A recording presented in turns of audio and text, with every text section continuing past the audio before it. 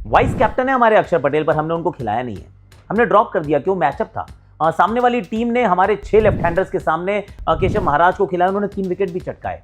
क्या वहां मैचअप नहीं था? साउथ अफ्रीका ने हमारी एक बहुत लंबी विनिंग स्ट्रीक को खत्म किया, और ये सिर्फ हमें पछाड़ा नहीं है भाई, ये 2 भी पछाड़ था। 76 रन से हम इस मुकाबले को हार गए हैं, सिर्फ 2 अंक नहीं। अब तो क्वालिफिकेशन की भी बात होगी कि कैसे पहुंच पाएंगे आगे, क्योंकि net run rate has taken a solid beating. South Africa has decimated us. ये पहली हार जरूर है, आई मीन न्यूयॉर्क के बाद, या न्यूयॉर्क से अब तक लगा लीजिए, एक मैच नहीं हारे थे हम 2024 से अब तक किसी भी आईसीसी व्हाइट बॉल टूर्नामेंट में, पर अब हार चुके हैं। कैसे हारे, क्यों हारे, कहां रह गई गलतियां, उसकी करते हैं बात। इंग्लैंड ने भी वैसे श्रीलंका को रफा दफा किया है। Sri Lanka also peak too early गया एक ऑस्ट्रेलिया के सामने, पर उसके बाद नोवेयर टू बी सीन। पहले जिम्बाब्वे, अब इंग्लैंड, और मुकाबला तो आज शाम को भी है। मुकाबला है वेस्ट इंडीज के सामने, जिम्बाब्वे होने वाली है। उनकी बात भी करेंगे क्योंकि वो मुकाबला हमारे ग्रुप का है, यानी कि हमारे दिल के थोड़ा सा और करीब है।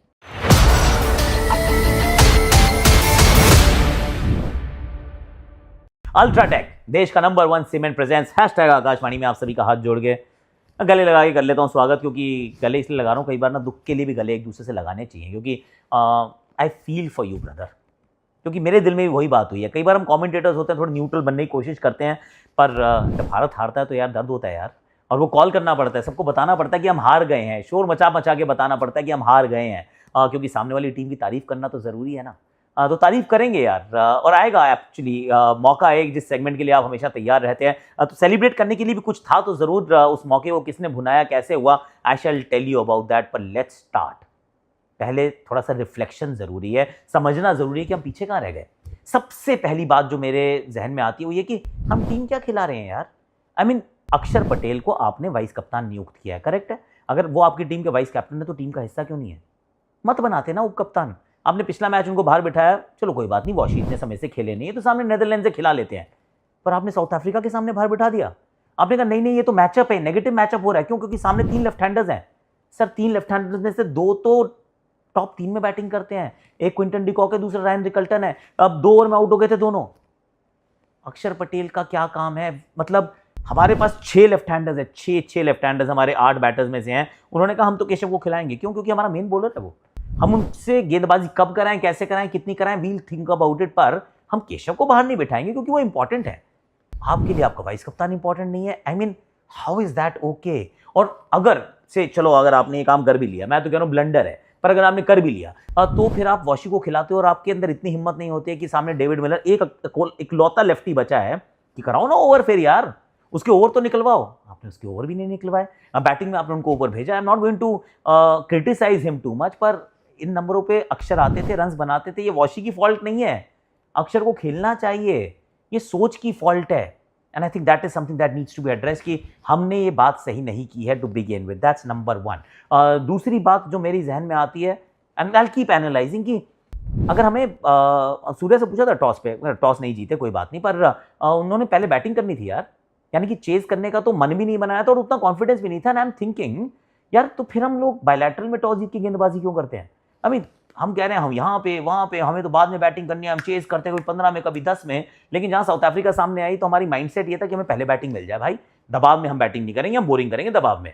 तो अगर ऐसा ही है तो यार बायलैटरल में भी सेम काम करो ना, करो पहले बैटिंग बार बार और करो बाद में गेंदबाजी।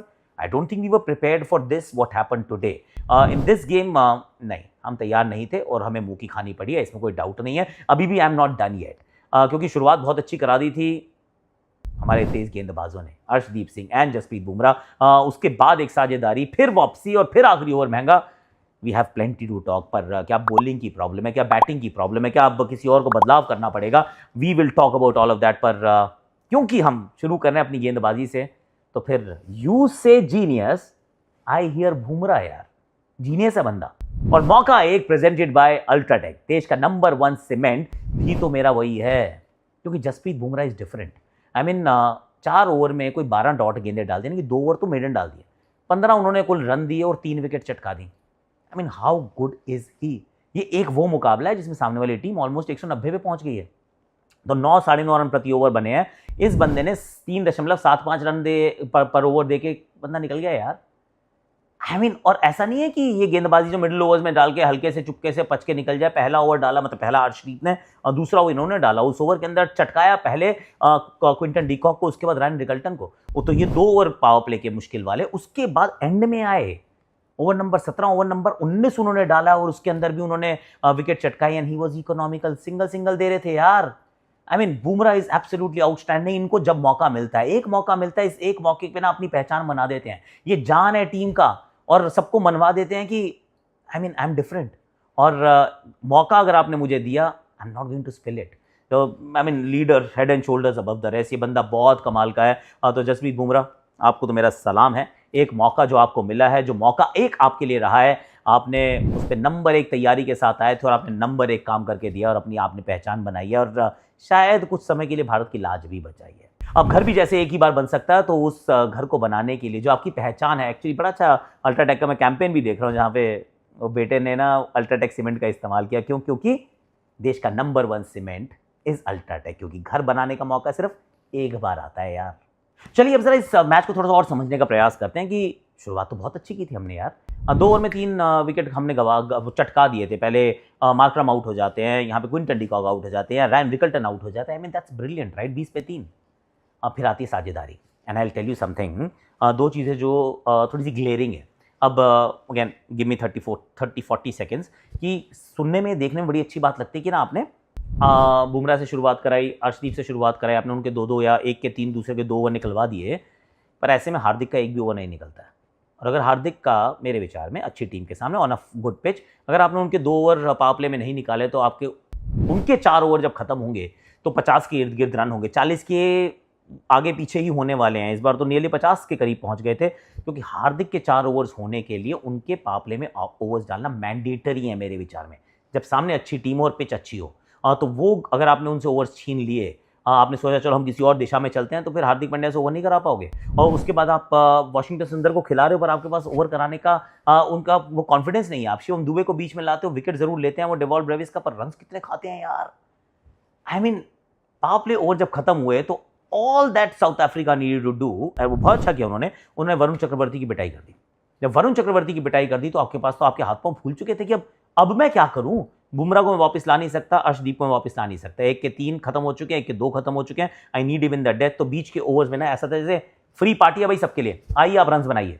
तो उसमें चाहे डेवॉल्ट ब्रेविस हो, चाहे वो डेविड मिलर हो, या फिर ट्रिस्टान स्टब्स हो, मिडिल ओवर्स में अगर वरुण चक्रवर्ती की उन्होंने 2 ओवर में पिटाई कर दी, I mean it takes a lot of skill to do that, पर जब वो कर दी तो फिर शिवम दुबे, हार्दिक पांड्या और वाशिंगटन सुंदर से जब आप ओवर्स निकलवाने का प्रयास करेंगे, तो this is what happens my friend.